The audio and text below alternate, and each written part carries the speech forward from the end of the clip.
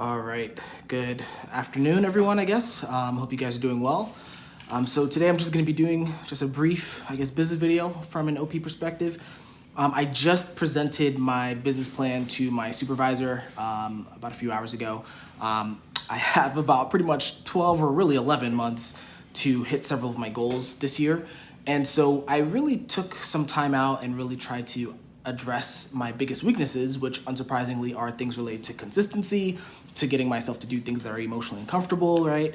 As well as just kind of overall being more productive as opposed to just kind of thinking or analyzing or, being paralyzed, analysis paralysis, things like that. So for anyone who's watching this, especially for those of you who are infodoms, Demon Sensory, Demon OI, I'm basically gonna recommend the biggest thing that I think I did to really vamp up my plan, and that's already been working, as of today, which are implementation intentions. So if you don't know what an implementation intention is, it's kind of in the psychological field. I'm going to share my screen here, but basically, I'll put this in the link as well in the description when I'm done. But basically, you put a formula of whatever breaking down your goals into a certain behavior, time, and location, right? So, actually no, go back. So first of all, this is kind of the format, right? So whatever you need to do, say, hey, I will do X behavior at X time and X location. So for example, let's say you wanted to meditate more,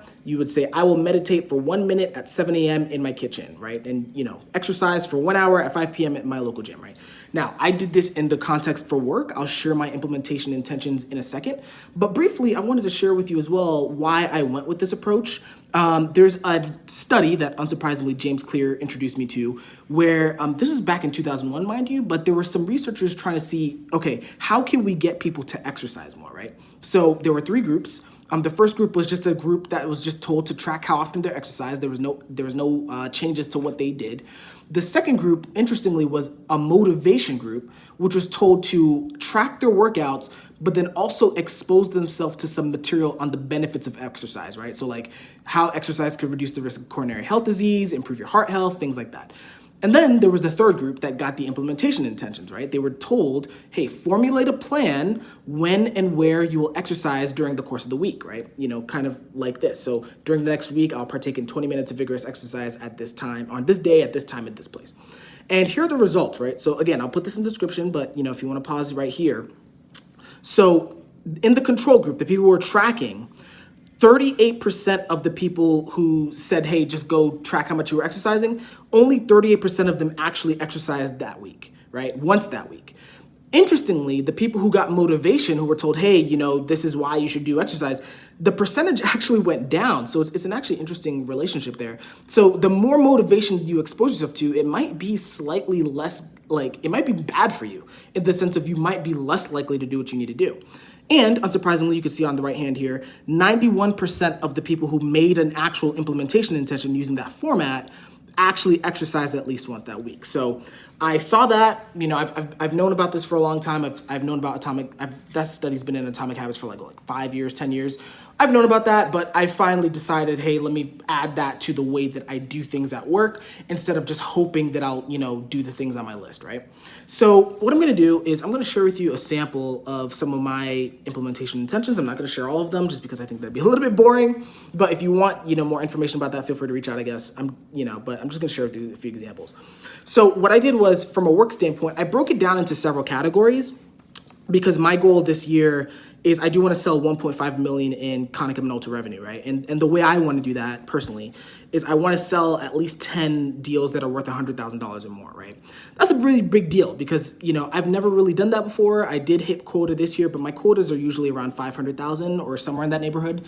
I actually got promoted this year, so it's going to go up a little bit, but it's still nowhere near 1.5 million. So I'm kind of doing a little bit of a stretch goal.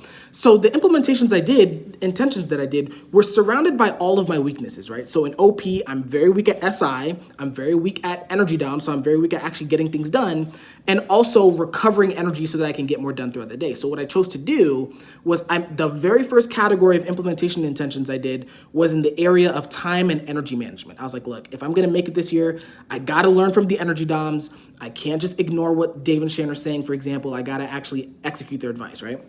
So for example, the first one I said is I'm gonna invest between 2 and 15 minutes reviewing my calendar, every morning. And the reason I did that is twofold. One, I tend to forget my calendar sometimes, I get distracted and I'll miss appointments, I'll miss, my time blocks. So I basically built into this, hey, if I'm gonna do time management, I better actually check my calendar to make sure I'm doing things right. So I have an implementation intention for that. The next area that I really focused on was the energy, right? So you know how Dave and Shannon talk about how, energy doms get more done because they work and rest at the same time. They prioritize getting things done. They don't like going back and forth with just random info. So I tried learning from that.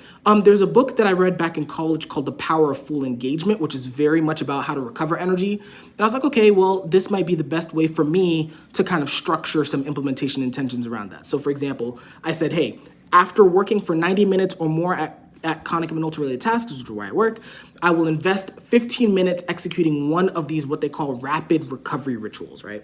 So there's one of 4 options. I could either exercise, without breaking a sweat, because let's say I'm in my suit, I can't be sweating in my suit, so walking up a flight of stairs, doing a set of push-ups, something like that. And then after that, drinking a cold glass of water to kind of replenish my energy that way.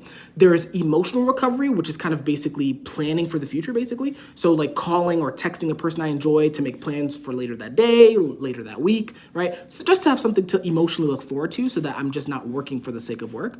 There are mental recovery rituals, so like going for a walk while listening to music, taking a nap, which I can't do while I'm in the office, but sometimes I work from home. Meditating is one option. Just to kind of recover mental. And then finally, spiritual recovery. Spiritual does not necessarily mean religious. It just means whatever kind of motivates you from like a purpose-driven perspective, right? So like writing down how I want to be remembered, and then writing down who I want to help are 2 of the spiritual recovery exercises that I do. So I build that in every 2 hours or every 1.5 hours, depending on how I'm feeling, just so that I'm forcing myself to take breaks throughout the day because I'm sleep last. I'm gonna forget that. And then, next, I guess the biggest other area is preparation, right? So, I made an implementation intention to improve the business plan on a daily basis, right? I made an implementation plan intention to organize. I have a CRM, so that's a customer relation management database. So organizing that on a daily basis, I put in some time for that. And then finally, actually doing the work of getting deals, right? So because, at the end of the day, I don't want to overanalyze. So I made implementation intentions to do my prospecting, right? Make my calls every day for 2 hours, working on getting signed paperwork for, 1 to 2 hours and things like that, right? So, but the major point of that is that I didn't just leave this to chance. I usually in the past, I would make a bunch of goals and I would say I would do all this stuff, but I wouldn't put it on my calendar. I wouldn't make times and places for it. And so I would end up procrastinating on it or just not doing it. And then, the plan was worthless, right? Because I just planned for no reason. But this time I said, hey, okay, let me do the implementation intention strategy. I've already started executing on them today and it feels way more simple to do, I guess, than all of the other ways I've done it. It doesn't really require motivation or anything like that, which is also really good. So yeah, I think that's just me sharing my version of it, but I definitely would encourage you, once again, I'll put this in the description, but take a look at this graph. I mean, people who are putting in implementation intentions are like 90% likely to do at least something that week, as opposed to, just being left alone or being motivated or inspired or whatever, right? Having an actual plan, a time and place on your calendar for what you're gonna do, I think is gonna be probably the biggest key for me to getting those big goals done. And so again, I'm just gonna end on this note. If you are interested, I would highly recommend just taking this format, saying, hey, break down whatever goal you have into a specific behavior, a specific time, and a specific place, and put it on your calendar. I would highly recommend doing that because then it's no longer left up to chance and for certain that you will be able to execute. So again, I'll put all this in the description. If you have any questions or comments or whatever, feel free to leave that. I do read those. If you do also want to have a one-on-one with me, I do have a Snug, which allows you to talk with me for about 30 to 45 minutes. I tend to only talk to people who are really, really interested in self-improvement personally. So if you do want to talk, or if there's something that you don't want to say in a comment but do want to talk to me about, feel free to book a session there, and I'll see what I can do to help you. So other than that, I'm gonna get back to work. I have about 5 minutes here. So hope you're doing well, and I will see you in the next video that I make. Take care.